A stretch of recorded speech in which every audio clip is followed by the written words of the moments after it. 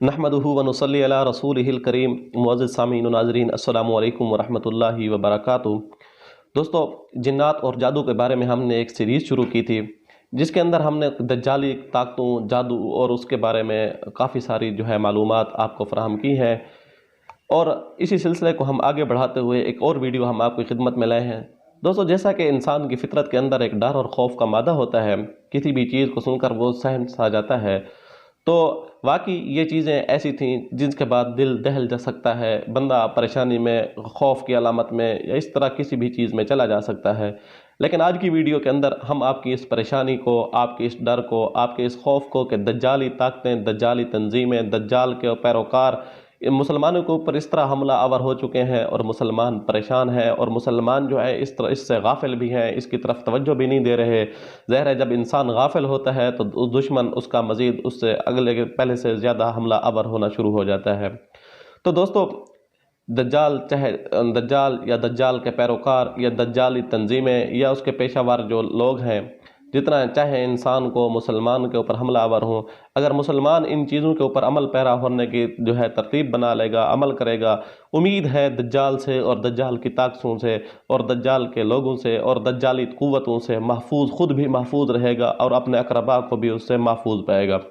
دوستو، سب سے پہلے ہمیں چاہیے کہ یقین مسلمان کو چاہیے، یقین اللہ تبارک و تعالی اور اللہ کے حبیب حضرت محمد مصطفیٰ احمد مجتبیٰ صلی اللہ علیہ وسلم کی ذات کے اوپر رکھے، اور اس یقین کو مضبوط سے مضبوط تر کرتا جائے، اور اس یقین کے ساتھ اللہ تبارک و تعالیٰ کی اطاعت، تعالیٰ کے حبیب کی شریعت کے اوپر یقین کے ساتھ کام کرنا اور اس کے اوپر عمل پیرا ہونے کی ترتیب بنا لے۔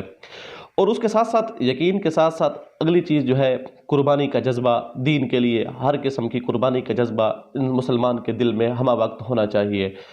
دین کے لیے وہ اپنی جان، مال اور اس کے ساتھ ساتھ کچھ بھی اس کو کرنے کے لیے تیار ہر وقت رہنا چاہیے۔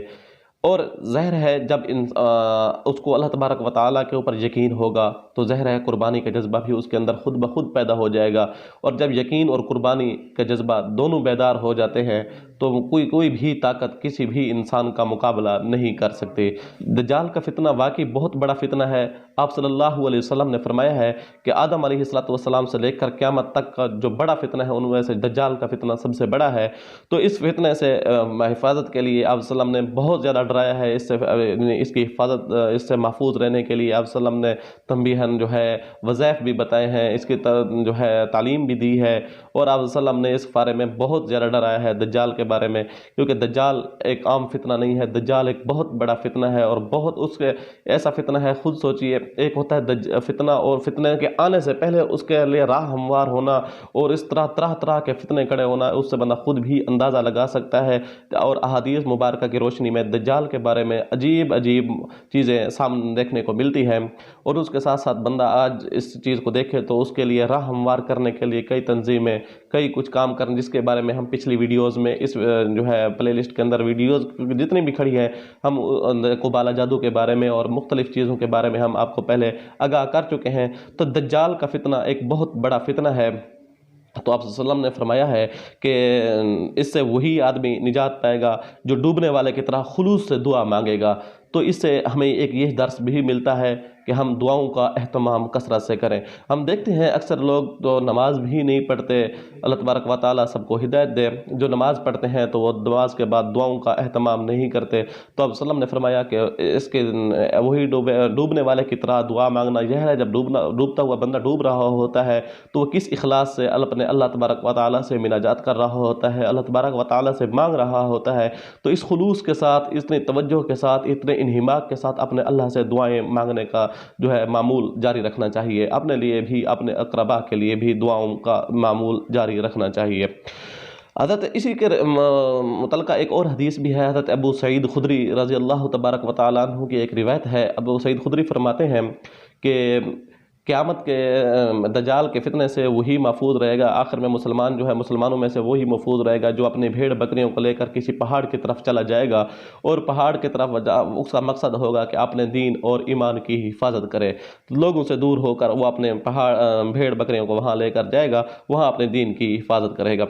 اس کے ساتھ پانچویں بات یہ ہے، اس کے اوپر میں تھوڑی روشنی ڈالوں گا۔ پانچویں بات یہ ہے کہ हमें चाहिए कि हम ऐसी तंजीमों, मुसलमानों को चाहिए, मिन हैसुल कौम कह रहा हूँ, कि ऐसी तंजीमों से हिफाजत करनी चाहिए, अपनी भी, अपने लगाव रखने वाले अकरबा की और पूरी मुसलमान उम्मत की ऐसी तंजीम, जो तंजीम हमारे उलमाए हक़्क़ा की मुखालफत कर रही हो, चाहे वो कोई तंजीम है, चाहे कोई जमात है, या तंजीम के कोई आगे जो है एजेंटिंग कर रहे हैं, ऐसे लोगों से भी हमें क्योंकि हमारे उलमा, हम देखें उलमा को कि वो 1400 साल से लेकर जो दीन को उसकी हिफाजत कर रहे हैं, उसके हुलिये के एतबार से भी हिफाजत कर रहे हैं और उसकी तमामी दीन के अक़दार की हिफाजत कर रहे हैं। लेकिन कुछ तंजीमें, कुछ जमातें ऐसी हैं जो उलमा के ऊपर कीचड़ उछालना चाहती हैं, वो इस्लाम के ऊपर जो है बात नहीं कर सकती, उनकी ज़रूरत नहीं होती कि इस्लाम के ऊपर बात करें, क्योंकि जब इस्लाम के ऊपर बात होगी तो उस वक्त जो है ज़हर है तमाम मुसलमान उनके मुखालिफ उठ खड़े हो जाएंगे और मुसलमान मुत्तहिद हो जाएंगे,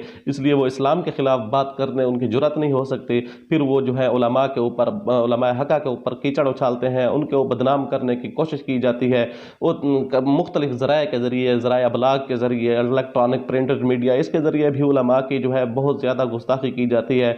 वजह ये होती है जब उलमा से अवाम का एतबार उठ जाएगा, एतमाद का रिश्ता ख़त्म हो जाएगा, तो ज़ाहिर है वो अवाम को, आम मुसलमानों को बेवकूफ़ बनाने में उनके लिए कोई देर या किसी किस्म की ज़्यादा कोशिश करने की ज़रूरत नहीं पड़ेगी। तो हमें चाहिए ऐसी तंजीमें, ऐसी जमातों को ना सपोर्ट करें, बल्कि इनके मुखालिफ उलमा के साथ खड़े हो जाएं, चाहे वो कोई भी मैदान हो, तबलीग का मैदान है, दर्स व तदरीस का मैदान है, या इसी तरह जो है नशर व इशात का, जैसे किताबत वगैरह का मैदान है, या इसी तरह उसके साथ साथ सियासत का मैदान है। तो हमें चाहिए हम उलमाए हक़्क़ा के साथ खड़े हो जाएं। और अगली बात जो है, हमें अक्सर मैं कहता रहता हूँ कि अहम बात यह है कि हमें अज़कार का एहतमाम करना चाहिए। सुबह शाम के जो मामूलात हैं और आप सल्लल्लाहु अलैहि वसल्लम के तालीम करदा वज़ाइफ हैं, उन वज़ाइफ की पाबंदी करनी चाहिए। वो वज़ाइफ कसरत से सुबह भी करने चाहिए और शाम को भी करने चाहिए, अपने ऊपर भी करने चाहिए और दूसरों को भी उसका एहतमाम कराना चाहिए। उन वज़ाइफ में से अहम तरीन वजीफ़ा मुअव्वज़तैन का है, अगर उसके साथ आखिरी दोनों कुल शरीफ यानी कुल या युल काफ़िरून, कुल हुवल्लाहु अहद, ये भी मिला लिए जाए तो बहुत बेहतर। 100 बार अगर पढ़ लिया जाए तो बहुत बेहतर, नहीं तो 41 बार जो है इनको पढ़कर सुबह शाम अपने हाथों के ऊपर फूंक मार के पूरे वजूद के ऊपर हाथ फेर लेने चाहिए। इसके साथ आयतुल कुर्सी का वजीफ़ा बहुत ज़बरदस्त वजीफ़ा है। आयतुल कुर्सी के बारे में है कि जो बंदा फ़र्ज़ नमाज के बाद आयतुल कुर्सी पढ़ लेता है, जब फौत होगा उसके और मौत जन्नत के दरमियान सिर्फ मौत का जो है फ़र्क है, जो ही फौत होगा तो जन्नत में चला जाएगा। और इस तरह हिफाजत के मामलात में भी आयतुल कुर्सी का बहुत बड़ा किरदार है। हदीस, इसको बंदा रात को पढ़ ले, रात को सोते हुए बंदा पढ़ ले, तो अगर एक बार पढ़ के सोया है तो उसका फरिश्ता सारी रात उसका पहरादारी करेगा, उसकी निगरानी करेगा, निगहबानी करेगा। तो हमें चाहिए कि रात को सोते हुए भी इस आयतुल कुर्सी का मामूल जारी रखें। आयतुल कुर्सी के साथ साथ एक और चीज़ है, 33 आयात मंज़ल, मशहूर मंज़ल है, वो आपको आसानी से जो है मिल सकती है, छोटा सा किताबचे की शक्ल में है। वो आप जो है 33 आयात मंज़ल का मामूल जारी रखें। उसके अंदर आयतुल कुर्सी भी आती है और मुअव्वज़तैन भी आते हैं, बल्कि 4 रुकुल शरीफ भी आते हैं। उसके हम तरतीब बढ़ने के ये बताते हैं कि जहाँ सूरत फातिहा है इसको 7 बार पढ़ें, फिर आगे पूरी मंज़ल को एक बार पढ़ते हुए जहाँ आयतुल कुर्सी है उसको भी 7 बार पढ़ें, और उसके साथ साथ जो आखिर में आखिरी 4 कुल हैं इसको भी 7-7 बार पढ़ें। तो इससे बहुत सारे फितनों से, बहुत सारी मुसीबतों से, आफतों से, परेशानियों से, जादू जिन्नात, नजर बाद के साथ साथ और फितनों से भी बंदा महफूज रह सकता है। इसलिए मंज़ल का भी मामूल जारी रखना चाहिए और आप खुद भी अपने बच्चों को भी इसका वज़ाइफ करवाने चाहिए। इसके साथ साथ सूरत कहफ जो है आप सल्लल्लाहु अलैहि वसल्लम ने वो भी बताई है कि जो बंदा सूरत कहफ पढ़ लेगा तो एक जुमे से लेकर अगले जुमे तक उसकी जो है वो तमाम तर फितनों से महफूज रहेगा। सूरत कहफ ये असल में दज्जाल के फितने से हिफाजत के लिए हमारे अकाबरीन भी पढ़ते हैं और बड़े बड़े हज़रात इसको पढ़ते हैं। तो आपको, हमें भी चाहिए, मुसलमानों को चाहिए कि हर जुमे को सूरत कहफ का मामूल जारी रखें और सूरत कहफ को पढ़ते रहा करें। और उसके साथ साथ ये होगा कि सूरत कहफ पढ़ने से बंदा एक जुमे पढ़ता है तो आने वाला मतलब हफ्ता इतवार पीर जो जितने भी दिन है अगले जुमे तक बंदा तमाम तर फितनों से, दज्जाली ताकतों से, दज्जाल के पैरोकारों से, दज्जाली जो जितनी भी तंजीमें हैं इनसे बंदा अल्लाह तबारक व तआला उसको, इंसान को महफूज कर देगा। और जब अल्लाह तबारक व तआला महफूज करेगा, अल्लाह तबारक व तआला जब उसकी हिफाजत करेगा तो दुनिया की कोई ताकत उसका मुकाबला नहीं कर सकती और दुनिया की कोई ताकत उसको नुकसान नहीं पहुंचा सकती। इसलिए हमें चाहिए, और सूरत काफ की पहली जो 10 आयत हैं इसको ज़बानी याद कर लेना चाहिए और दिल के सीने के अंदर महफूज कर लेने चाहिए।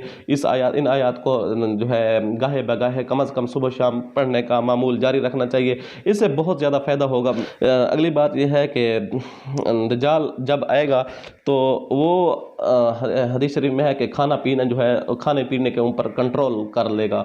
वो खाने पीने को इस तरह कंट्रोल कर देगा कि जिसको चाहेगा खाने का देगा, जिसको चाहेगा पीने का देगा, और खाने पीने की अशिया के ऊपर बहुत ज़्यादा वो कंट्रोल कर लेगा। इसके लिए ज़रूरी है कि उस वक्त आप सल्लल्लाहु ने फरमाया कि हदीस शरीफ में है कि उस वक्त मुसलमानों की खुराक जो है तस्बीहात होंगी, यानी सुबहान अल्लाह, अल्हम्दुलिल्लाह, अल्लाहु अकबर वगैरह ये चीज़ें उसकी तस्बीहात होंगी मुसलमानों के। तो हमें चाहिए कि इन तस्बीहात की तरफ अभी से मामूल अपने ज़िंदगी की आदत डाल लें कि हम सुबह शाम तस्बीहात को पढ़ना जारी रख लें। और उसके साथ साथ ये होता है कि जब ज़िंदगी को हम सादा तरीके पे ले आएँ, सादगी की तरफ, जिस तरह सहाबा कराम की ज़िंदगियाँ थी तो हम सादगी की तरफ लेकर आ जाएँ, तो इससे बहुत ज़्यादा बंदा महफूज हो सकता है। जब सादगी की तरफ ज़िंदगी आ जाएगी और खाना पीना, उठना बैठना, रहना सोना सब चीज़ें सादा कर लेंगे तो उससे हम बहुत ज़्यादा आम चीज़ों से बहुत सारा इस चीज़ से महफूज हो सकते हैं। और इसके साथ साथ हदीस शरीफ में है कि कुरान मजीद में है इन्नमा अमवालुकुम व औलादुकुम फितना, माल और औलाद को फितना के बताया गया है। तो यहाँ हमें चाहिए कि माल भाई कमाएं, बेशक कमाएं, लेकिन इसके अंदर फितना पड़ने से, डर की वजह से हम इसकी जो है पूरी जैसा कि ज़कात का हुक्म है और इसके अंदर सदकात का हुक्म है, तो हमें वो भी पूरे अदा कर लेने चाहिए। और माल कमाते हुए हमें किसी किस्म की कोई गुनाह का काम नहीं करना चाहिए, हलाल तरीके से कमाना चाहिए, हराम तमाम तरीकों से, उन तरीकों से जिनमें हराम का शैबा हो उन चीज़ों को भी छोड़ना चाहिए। हलाल तरीकों से अपना माल कमाएं और अपने बच्चों को खिलाएं। और औलाद के लिए भी किसी किस्म का कोई झूठ, मकर, फरेब या इस तरह किसी किस्म का कोई गुनाह ना करें जिसके ज़रिए औलाद की हम परवरिश करने, बज़ाहिर तो हम उनको ठीक करने की कोशिश कर रहे हैं, उधर हकीकत हम औलाद को भी बिगाड़ने की, इस तरह तमाम साई की जो है इनसे बचा जाए। और इसके साथ साथ एक और चीज़ है, हम रिहाइश, ग़िज़ा, लिबास, इन चीज़ों से भी इन चीज़ों की तरफ तवज्जो दें। अगर रिहाइश की तरफ तवज्जो दें तो वो हमारी रिहाइश जो है वो सादा होनी चाहिए। हम ज़्यादा इस चीज़ की तरफ तवज्जो ना दें कि रिहाइश आला से आला किस्म की हो, तो ज़ाहिर है जब आला किस्म के होंगे, इसके अंदर तकल्लुफ़ात होंगे, तो फिर ज़ाहिर है हमें तौअन औ करहन कई चीज़ें ऐसी होंगी जो लेना पड़ेंगी। और ग़िज़ा के साथ, ग़िज़ा जो है देखें, ग़िज़ा जितनी सादा होगी हम उतना जो है सेहत के हवाले से भी सही रहेंगे। जैसे दज्जाल के बारे में कहा गया है कि वो कंट्रोल कर लेगा, तो कंट्रोल क्या है, कैसे वो कंट्रोल कर लेगा खाने पीने को? तो कंट्रोल यूँ कर लेगा जैसे कि आप आजकल देखें कि हमें तालीमात दी जा रही हैं कि ज़ेर ज़मीन जो पानी है, इस पानी के अंदर जरासीम है, कोई कैंसर का मरीज़ हो जाता है, कोई किसी चीज़ का मरीज़ हो जाता है, फ़लाँ जगह का पानी बहुत मुतासर हो चुका है, फ़लाँ शहर का पानी बहुत ज़्यादा मुतासर है। तो हमें ये बताया जाता है, दर हकीकत हम दज्जाल किससे है? दज्जाल धोखे से है, दजल से है, फरेब से है। बज़ाहिर हमें खूबसूरत टाइटल दिया जाता है, उसके पीछे बहुत ज़्यादा जो है मकर, फरेब और धोखा होता है, जो अक्सर तौर पर हम मुसलमान जो है इससे नावाकिफ़ होते हैं। तो हमें बताया जाता है कि फ़लाँ जगह का पानी ऐसा है, हम उसकी तरफ तवज्जो नहीं करते, हम बज़ाहिर देखते हैं, हम उस पानी से बचना शुरू कर देते हैं, एतराज़ शुरू कर देते हैं। अब वजह ये होती है उस पानी को पता नहीं इन नेस्लेज़ वालों ने या इन बोतलों, इन कंपनियों ने पता नहीं कितने पैसे दिए होते हैं मीडिया वालों को। मीडिया का काम ही ऐसा दज्जाली ताकत है एक मुस्तकिल तौर पर, तो ये हमें धोखे रखने की कोशिश कर रहे होते हैं। हम असल जो चश्मे का पानी होता है, कुएं का पानी होता है, ट्यूबवेल का पानी होता है, नलके का पानी होता है, तो हम इसको छोड़ना शुरू कर रहे हैं और उन पानी की तरफ जो है डिस्पोज हो के हमारे डिस्पोजेबल बर्तनों में हमारे पास पैक हो के आ रहा होता है, तो हम उसको कोशिश भी लिहाजा हमें चाहिए कि हम ग़िज़ा के लिए हम इस तरफ तवज्जो दें जो सादा हो। इस तरह फिर आर्टिफिशियल जो चीज़ें हैं इनसे बचा जाए, चाहे वो जिस किस्म के हवाले से भी हों।